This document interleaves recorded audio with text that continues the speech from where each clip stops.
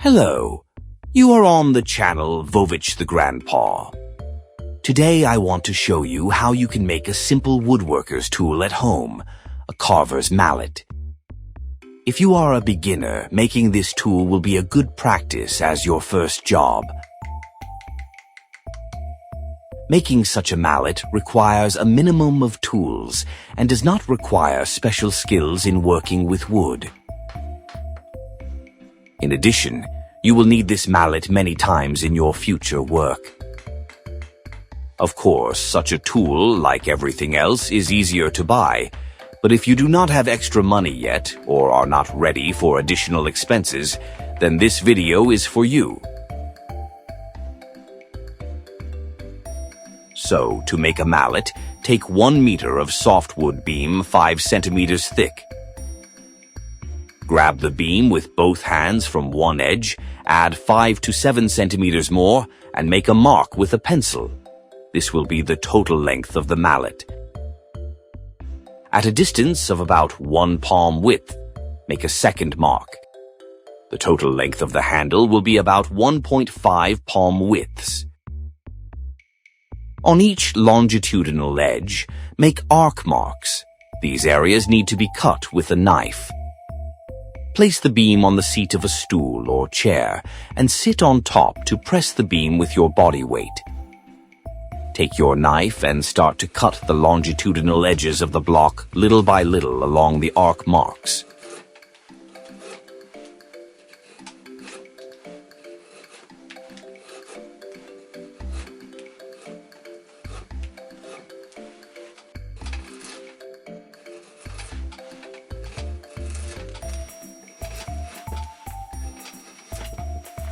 When you have cut 2 parallel edges, start to cut the flat space between them to reduce the thickness of the beam in the area of the handle.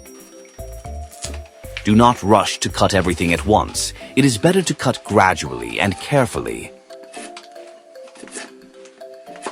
After processing one side, turn the block 90 degrees and work on the 3rd and 4th edges.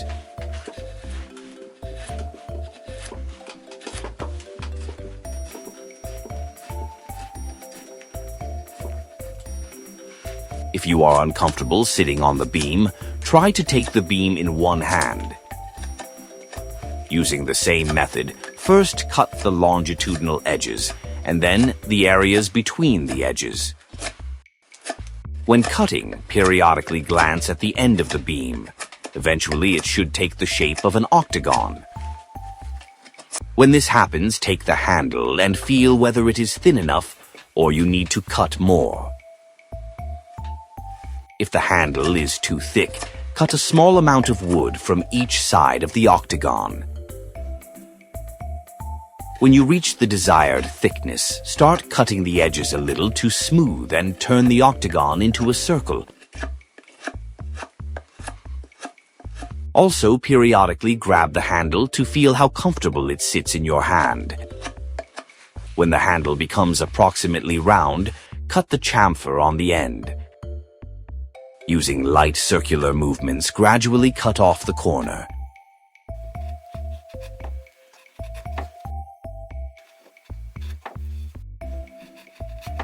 Once you have chamfered the entire circle, you can repeat this operation to round off the chamfer a little.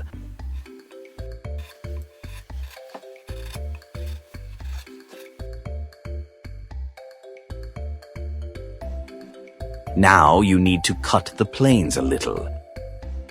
Usually this work is done with a special tool, a plane. If you don't have a plane or if you don't know how to use it yet, you can do this operation with a knife. That's why I advised you to buy a knife with a curved or even beveled blade. This part of the blade is convenient for cutting off small irregularities in the wood and at least giving it a proper appearance. Of course, this is not a full-fledged replacement for a plane, but for a start it is better than nothing. When planing with a knife, it is important not to plane across the grain, as the knife will cut too deeply into the wood. Do not cut too deeply. It is enough to remove only a thin, uneven layer on all 4 planes. Next, remove a small chamfer from the longitudinal edges. It may happen that on some edges it is more convenient to cut away from you, and on other edges, to cut towards you. This happens due to the different directions of the fibers in different areas of the wood. Now place the saw handle against the beam and draw the cutting lines with a knife. Then remove the saw and make another cut diagonally to get an angled cut, which you will later use to saw the beam. On the other 3 planes of the beam, it is enough to simply scratch with a knife and not make cuts.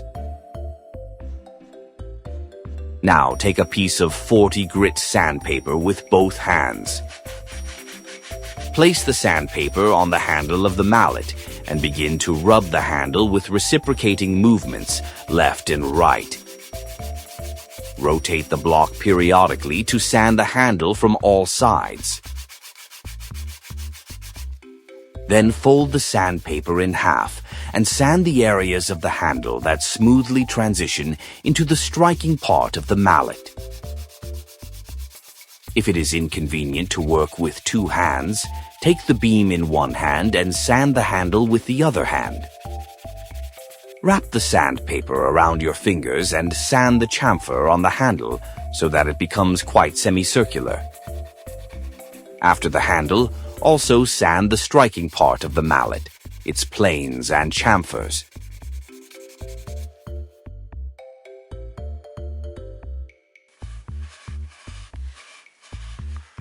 After sanding, cut the mallet off the rest of the beam.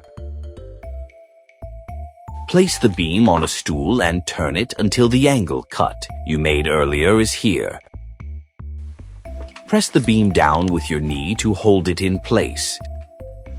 Take the saw in your hands, place the blade in the angle cut, and pull the saw up to make a preliminary cut in the corner of the beam. Because of the cut, the saw is less likely to drift left or right.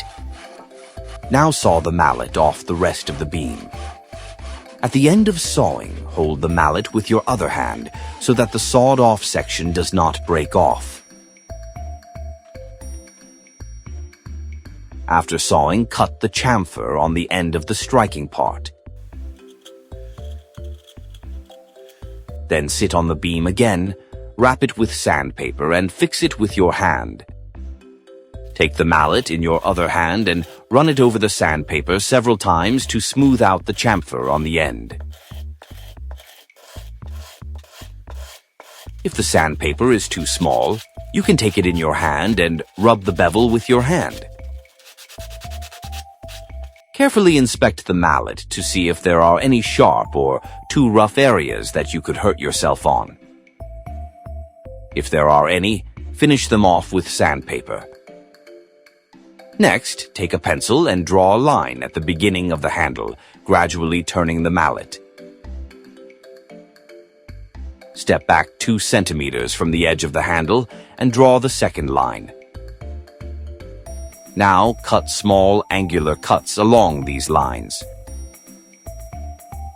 These cuts fix the cord that will be wound around the handle to reduce slipping.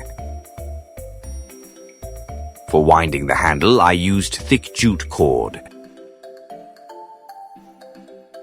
Step back 40 centimeters from the end of the cord and make the first loop.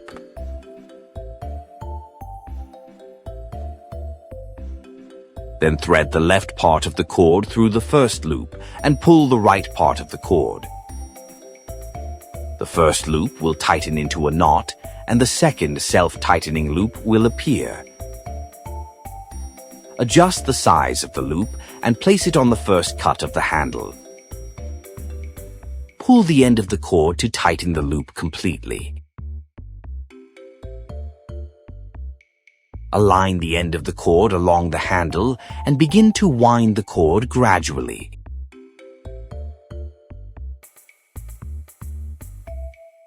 After a few turns, stop and push them closer together, then continue winding again.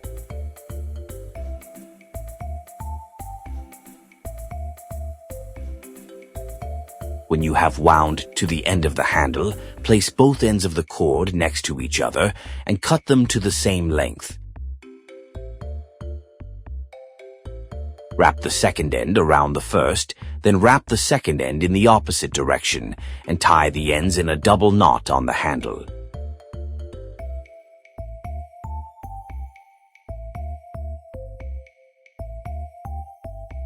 Also, tie both ends in a knot at the very edge and cut off the excess with a knife. This way you will get a tenacious handle with a loop for hanging the mallet. This is where our work is completed. I hope I explained it clearly, how you can make this tool with your own hands. If this video was useful for you, give it a thumbs up and share it with your friends. This was Vovich the Grandpa with you. See you soon.